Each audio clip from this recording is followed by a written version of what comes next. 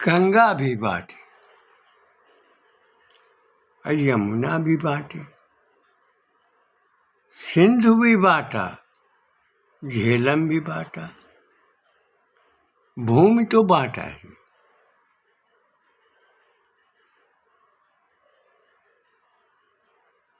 पाकिस्तान पश्चिमी पूर्वी और भारत में वक्फ बोर्ड जितने किले, जितने भवन, उस पर अधिकार सुल्तानी काल से मुगल काल तक जहाँ जहाँ सुल्तानों ने पेशाब किया, मुगलों ने जहाँ भोजन किया, वह भी वक्फ के अधीन। भूल भुलैया, इमामबाड़ा, दिल्ली का लाल किला, आगरा का किला और देश के विभिन्न भागों में विभाजन की रूपरेखा बनाई। 47 में भूभाग बांटा और उसके बाद जो सुल्तानी काल से निर्माण था और मुगल काल में जो निर्माण हुआ वह भी वक्फ के अधीन हो गया। चाहे प्रत्यक्षतया कुछ किले शासन के अधीन हैं, लेकिन अधिकांश जो ऐतिहासिक संरचनाएं हैं वो वक्फ में। कुतुबुद्दीन ऐबक, सिकंदर लोदी, गयासुद्दीन बलबन,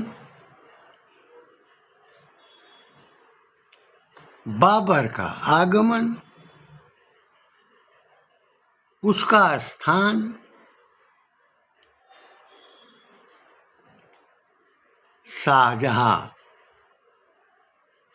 का महल और उन सब के साथ हरम। हरम में 500-500 नारियां, उनके लिए सेवकों का प्रबंध,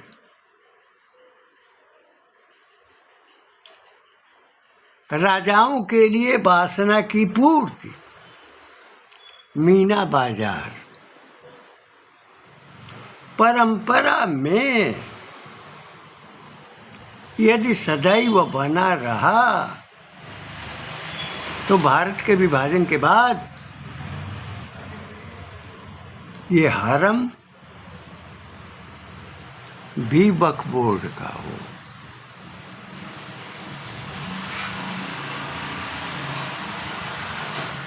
यह दूसरा विभाजन है जहां अधिकार की कामना की जाती है। हरम में पैदा होने वाले बच्चों को हरामी कहा जाता है।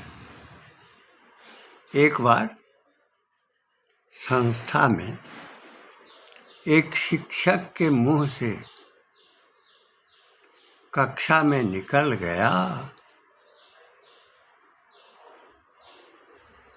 कि तुम लोग पढ़ते नहीं हो, हरामी हो। शिकायत दूर तक चली गई, अभिभावक भी पहुंच गए कि बच्चे को हरामी कहा। लेकिन उस शिक्षक ने, जो प्राचार्य थे, उन सब के सामने यह बताया कि मैं पढ़ा रहा था कि मौसम कौन कुटिल खल कामी, मौसम कौन कुटिल खल कामी, जातन दियो, मौसम कौन कुटिल खल कामी, जातन दियो, नमक हरामी। जातन दियो ताही बिसरायो, ऐसो नमक हरामी। मौसम कौन कुटिल खल कामी, जातन दियो ताही बिसरायो, ऐसो नमक हरामी। शिक्षक ने प्राचार्य और उसके द्वारा गठित समिति में अभिभावकों की उपस्थिति में यह स्पष्ट किया। तो यह तो सूरदास और तुलसीदास की भाव दृष्टि है, जो पाठ्यक्रम में निर्धारित है। लेकिन जिसने 46, 47 और 48 में विभाजन का विकृत रूप पैदा किया, उसी ने सत्तासीन होकर और भारत में दूसरे विभाजन की रूपरेखा खड़ी कर दी। ऐतिहासिक संपत्ति और संपदा के संरक्षण का अधिकार शासन का होता है, चाहे कुतुबुद्दीन ऐबक का शासन हो, चाहे गयासुद्दीन बलबन का हो, चाहे अलाउद्दीन खिलजी का हो, या सिकंदर लोदी का हो, या मोहम्मद बिन तुगलक का हो, या फिरोज शाह तुगलक का हो, चाहे मुगलों का हो। वस्तुतः वह तो शासन था और वो सरकार थी। 40 सरदारों का समूह अगर बलबन के नेतृत्व में शासन प्रबंध करता था, व्यवस्था देता था, तो अलाउद्दीन खिलजी में भी सलाहकारों की श्रृंखला थी। और सिकंदर लोदी ने तो बहुत विस्तार किया। नदी के किनारे मस्जिदें भी बनवाई, भले ही नदी के प्रवाह में आधी समा गई और सब खाली पड़े। तो जब पहला विभाजन था तो पश्चिम और पूरब से दमन का प्रभाव बना रहा।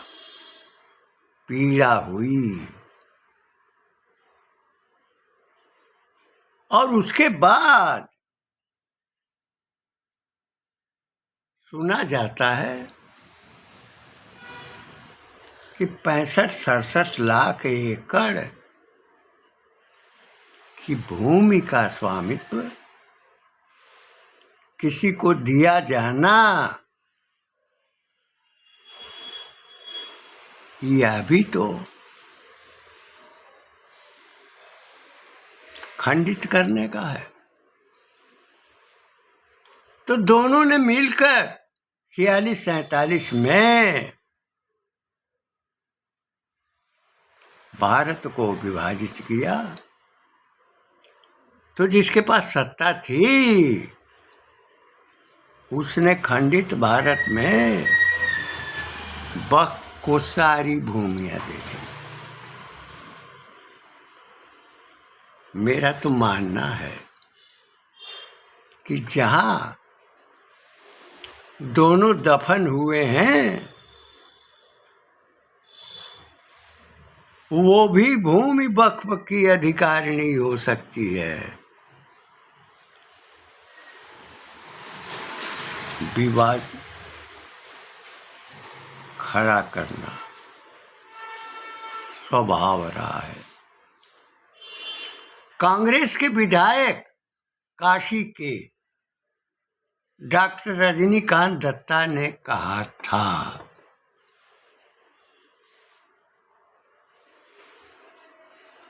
कि जब भवन की नींव पड़ती है और नींव जो है अगर टेढ़ी मेढ़ी या विकृत हो तो उस पर खड़ा हुआ भवन भी टेढ़ा मेढ़ा होता है। 47 में जिस भवन की नींव पड़ी थी, खंडित भारत भवन की शासन की नींव पड़ी थी, उसी नींव पर भारतीय शासन का भवन खड़ा हुआ तो टेढ़ा मेढ़ा तो होगा ही। डॉक्टर रजनीकांत दत्ता के विचार बहुत सहज और स्वाभाविक थे।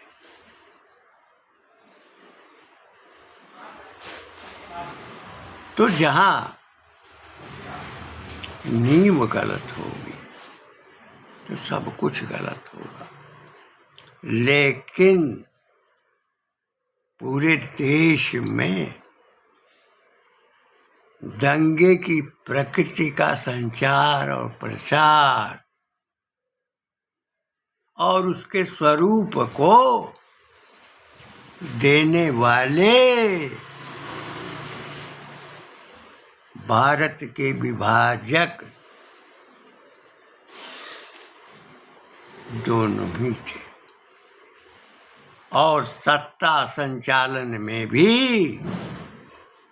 एक जो बचा हुआ था उसने विकृति पैदा की। डॉक्टर राम मनोहर लोहिया सच्चे समाजवादी विचार के व्यक्ति थे। उनमें चिंतन बहुत था, चिंतन में गहराई थी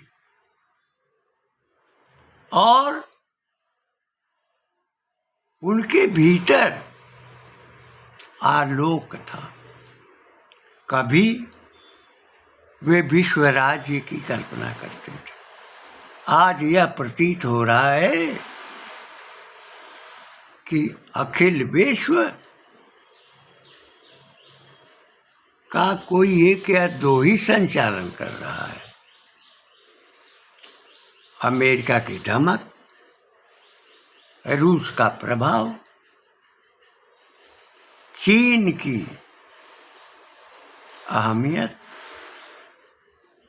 सब कुछ विश्व राज्य की दिशा की ओर जाने का संकेत है। राम मनोहर लोहिया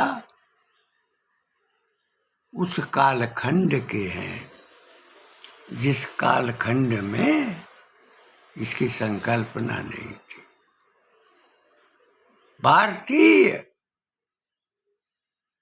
शासन व्यवस्था के संबंध में, राज्य व्यवस्था के संबंध में हमने उनके साहित्य में अध्ययन किया था कि जब दंगे होते थे तो उस संबंध में उन्होंने क्या सोचा। वो पंक्तियां जो हमारी स्मृति में है, मैं उनको दोहरा रहा हूं। क्या सारा देश मुसलमान हो जाए? यह संभव नहीं है। वो खुद कहते हैं सारे लोग हिंदू हो जाएं, यह भी संभव नहीं है। फिर लोहिया जी कहते हैं कि संभव क्या है? यह विचारणीय विषय है। आज भारत में सांप्रदायिक विद्वेष, घृणा का भाव पैदा करने का प्रयास किया जा रहा है। बांग्लादेश में कुछ विशेष वर्ग के लोग प्रताड़ित हो रहे हैं, निष्कासित हो रहे हैं।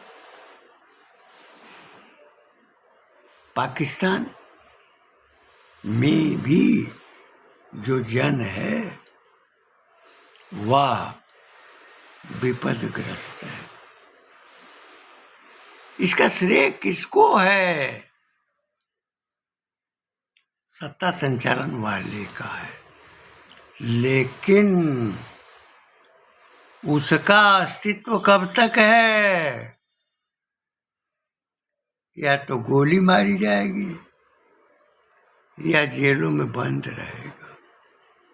जो संचालक थे पाकिस्तान में, उनके साथ उत्पीड़न तो लगातार हुआ और उन्होंने संपदा एकत्र की और यूरोप के देशों में भी भवन खरीदा। यूएई तो सबसे बड़ा सहारा हो गया। दुनिया भर के अपराधी और दुनिया भर के सत्ता संचालन में अकूत धनराशि का आहरण करने वाले यूएई में आश्रय पा गए। दुबई में शांति मिल गई क्योंकि प्रत्यर्पण का विधान वहां नहीं है।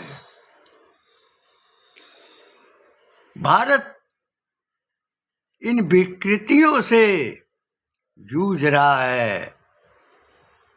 आखिर उनके साथ क्या किया जाना चाहिए जिन्होंने मूल रूप में अपने प्रारंभिक काल में और अपने प्रशासनिक काल में जो भारत को तहस नहस किया है, उसका बीज बोया है। उनको तो कराची में स्थानांतरित कर देना चाहिए और अच्छा होगा कि जिन्ना और आगा खां का चिन्ह यहाँ पर रह जाना चाहिए, आ जाना चाहिए, क्योंकि जितने भी कांग्रेस के नेतृत्व करता है और आटे की चक्की के नीचे जो करिया होती है उसको चाटता है शीर्ष नेतृत्व, और उसके पीछे जितने खड़े हैं वो सब आगे वाले को ही चाटते रहते हैं, पिछवाड़े को।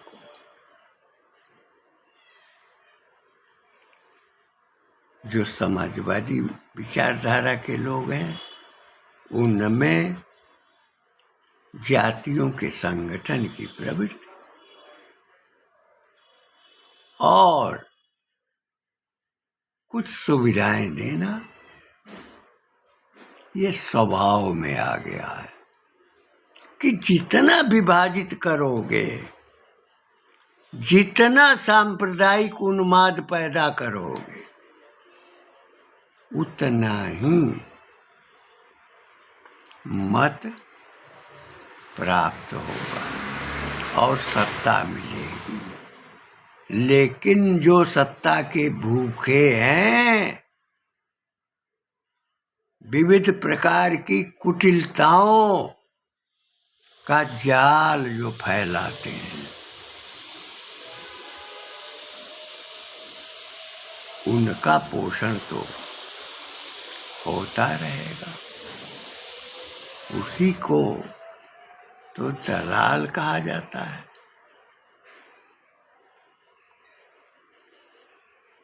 एक अनिश्चित और सक्रिय दिशा में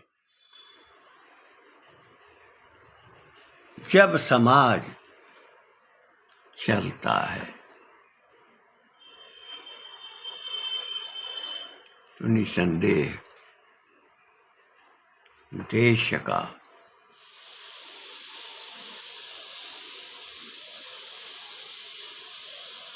स्वरूप विकृत होता है और राष्ट्र लज्जित होता है। संस्कृति विखंडित होती है।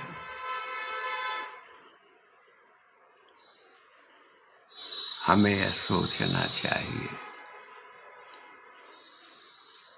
कि जो कुछ भी विश्वासघात, दगा और सांस्कृतिक अवमूल्यन भारत की भूमि का विभाजन वाली प्रकृति के लोगों का विस्तार बना हुआ है। क्योंकि जिस वृक्ष का बीज जहाँ रोपा जाता है वही वृक्ष होता है। बबूल का भी हो, वो आम का भी हो, वह पाकड़ का भी हो, चाहे बट वृक्ष हो, ये सारे वृक्षों के स्वरूप इसी धारा में, जिन्हें हम मातृभूमि कहते हैं, वो उगते हैं। लेकिन द्वंद्वात्मक भाव वहाँ पैदा होता है कि जो जिनका मिट्टी से लगाव नहीं रहता, वो केवल जमीन का एक टुकड़ा समझते हैं। लेकिन वह टुकड़ा नहीं होता है, वह तो माँ है जो हमें सब कुछ देती है। जैसे पैदा करने वाली माँ बालपन में सारी सुविधाओं का, सुरक्षा का ध्यान रखती है, उसी प्रकार से ये भारत माता अपने पुत्रों को सारी सुविधाएं प्रदान करती है। अन्न को प्राण कहा गया है और प्राण स्वरूप अन्न उसी माँ की गोद में ही पैदा होता है और उसी माँ की गोद में नदियों का प्रवाह भी होता है। जिन नदियों के तट पर हमारी ज्ञान निधि का विस्तार रहा और आज भी हमारी स्मृतियों में है, लेकिन शासन के प्रारंभिक काल से विभिन्न विचारधाराओं वाले दल, राजनीतिक संगठन आज तक चल रहे हैं। कुछ विलुप्त हुए, कुछ नए बने, लेकिन प्रारंभिक काल के अंश स्वरूप आज भी उनमें विद्यमानता है। और कांग्रेस ह्यूम ने स्थापित की थी। 1911 भारत तक अंग्रेजी उसके अध्यक्ष रहा करते थे। अंग्रेजी संस्कार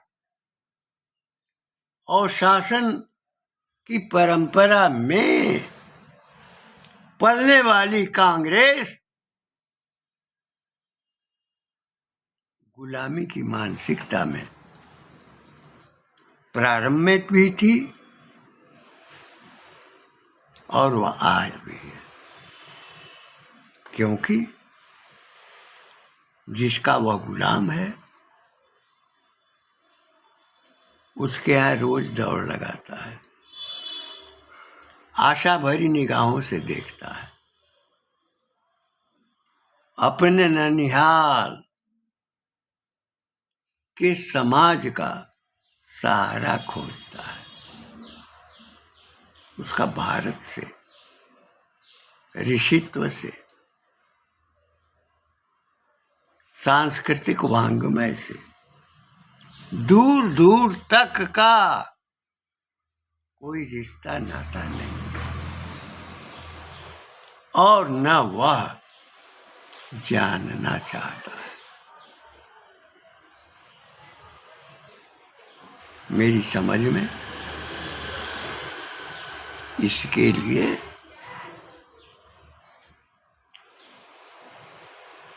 रहीम के उपदेश पर्याप्त है। इन शब्दों के साथ अपनी वाणी को विराम देते हुए मैं यह कहना चाहूँगा कि जो भी भारत की चिंतन धारा और भारत के दर्शन और भारत के वांग्मय महापुरुषों के ज्ञान, कवियों और महाकवियों की दिशाएं हमेशा अपने पास संग्रहित करें और चाहे किसी भी प्रकार का त्याग और बलिदान की आवश्यकता पड़े तो उनमें जो क्रांतिकारी थे, जो शहीद हुए, फांसी के फंदे चूमे आजादी के लिए, और जिस सुभाष चंद्र बोस ने गांधी और नेहरू के कारण ही 39 में भारत छोड़ा, इस संकल्पना के साथ कि हमको स्वतंत्र भारत चाहिए। तो ऐसे त्यागी महापुरुषों और राष्ट्र धारणा के जो पोषण में अपनी पूरी जवानी खपा चुके हैं, भारत के कोने कोने में जिस संस्कृति के प्रसारण का कार्य कर चुके हैं, जिस आधार भूमि पर आज का नेतृत्व विश्व को भी चुनौती दे रहा है और भारत में भी समृद्धि का विकास कर रहा है। आने वाले दिनों में इस भारत की ओर विश्व निहारेगा, जैसे अतीत में विश्व ने दिशा ली है, ज्ञान लिया है,